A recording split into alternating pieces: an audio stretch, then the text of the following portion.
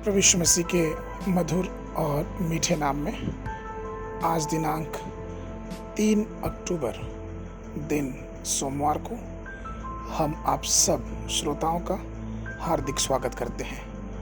आज के दिन के लिए जो वचन है वो लिया गया है उत्पत्ति की पुस्तक उसका 22 अध्याय 2 पद। वचन ये कहता है कि उसने कहा, अपने पुत्र को अर्थात अपने इकलौते पुत्र इसहाक को जिससे तू प्रेम रखता है संग लेकर मोरिया देश में चला जा और वहां उसको एक पहाड़ के ऊपर जो मैं तुझे बताऊंगा होम बलि करके चढ़ा। प्रिय लोगों, परमेश्वर ने मोरिया पहाड़ की ओर इशारा किया और इब्राहिम से कहा कि वो अपने पुत्र इसहाक को वहां होम बलि के रूप में चढ़ाए। मोरिया पर्वत पर प्रभु का स्पष्ट संदेश है कि अपनी इच्छा को क्रूस पे चढ़ाओ, अर्थात अपनी इच्छा को प्रभु के सामने समर्पित या फिर बलिदान कर दो। हमें वह सब कुछ देना पड़ेगा जो हमें बहुत अच्छा लगता है। कई बार ये हमारा बड़कपन हो सकता है, कई बार हमारा धन हो सकता है, कई बार हमारा अभिमान हो सकता है, कई बार हमारे जीविका का घमंड हो सकता है। ये सब कुछ अगर हम परमेश्वर से आशीष पाना चाहते हैं तो ये सब कुछ उसके सामने बलिदान की वेदी पे भेंट के रूप में चढ़ाना पड़ेगा। और परमेश्वर से आशीष पाने का यही एकमात्र तरीका है। इब्राहिम परमेश्वर के वचन के प्रति बहुत वफादार और आज्ञाकारी था। उसने अपने पुत्र को वेदी पर होम बलि के रूप में चढ़ाने का फैसला कर दिया क्योंकि परमेश्वर ने उससे कहा था। इब्राहिम के लिए परमेश्वर की वचन की तुलना में सब कुछ बेकार था। वो सब कुछ निछावर कर सकता था सिर्फ और सिर्फ परमेश्वर की वचन को पालन करने के लिए। प्रियो, मोरिया जो पहाड़ है वो हमारी इच्छाओं, अनुभव, वासनाओं को क्रूस पे चढ़ाने के लिए प्रदर्शित करता है। इब्राहिम के लिए इसहाक बहुत ही मूल्यवान था, लेकिन परमेश्वर की बात मानते हुए इब्राहिम अपने बुजुर्ग के अवस्था में हुए बेटे को भी परमेश्वर के लिए बलिदान करने के लिए तैयार हो गया। पवित्र शास्त्र गलतियों की पत्री उसके 5:24 में कहता है, और जो मसीह यीशु के हैं उन्होंने शरीर को उसकी लालसाओं और अभिलाषाओं समेत क्रूस पे चढ़ा दिया।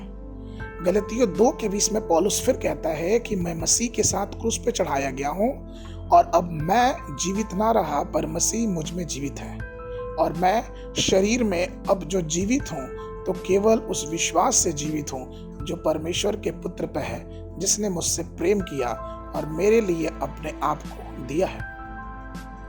बहुत से लोग आशीष पाना चाहते हैं, वो प्रार्थना करते हैं और करवाते भी हैं। दुष्ट आत्मा उनसे निकल भी जाती हैं, वो बंधनों से मुक्त भी हो जाते हैं, बीमार से चंगे भी हो जाते हैं। लेकिन जब स्वयं के जीवन को प्रभु को समर्पित करने की बात आती है तो वो कभी भी अपने आप को समर्पण नहीं कर पाते, क्योंकि वो संसार और संसार की अभिलाषाओं से पूरी तरह से ग्रसित होते हैं। कई बार मसीही जीवन होने के भी हम अपनी सूली को लेके आगे नहीं बढ़ पाते हैं। रोमियो की पुस्तक उसके 12:1 में वचन कहता है कि अपने शरीरों को जीवित, पवित्र और परमेश्वर को भावता हुआ बलिदान करके चढ़ाओ। हमारा दैनिक आधार ये है कि हम अपनी आत्म इच्छा का इनकार करके परमेश्वर की बातों को माने। जिस प्रकार से पौलुस अपनी पत्री गलतियों उसके 6:14 में लिखता है, पर ऐसा न हो कि मैं और किसी बात का घमंड करूं, केवल हमारे प्रभु यीशु मसीह के क्रूस का, जिसके द्वारा संसार मेरी दृष्टि में और मैं संसार की दृष्टि में क्रूस पे चढ़ाया गया हूं। हमें अपनी खुद की वेदी पे ही अपनी सारी इच्छाओं को परमेश्वर के सामने चढ़ाना पड़ेगा, क्योंकि यही एक जरिया है जो परमेश्वर की आशीष हमारे जीवनों में लेके आता है। हम जब परमेश्वर के सामने अपने आप को समर्पित करेंगे तो परमेश्वर उसके बाद एक रास्ता निकालेगा, जिस प्रकार से हमने इब्राहिम के जीवन में देखा। जब उसने अपने बेटे को बात के बलिदान के लिए चढ़ा दिया, चढ़ाने के लिए जा रहा था, तब परमेश्वर ने कहा नहीं, उससे कोई चोट नहीं पहुंचा।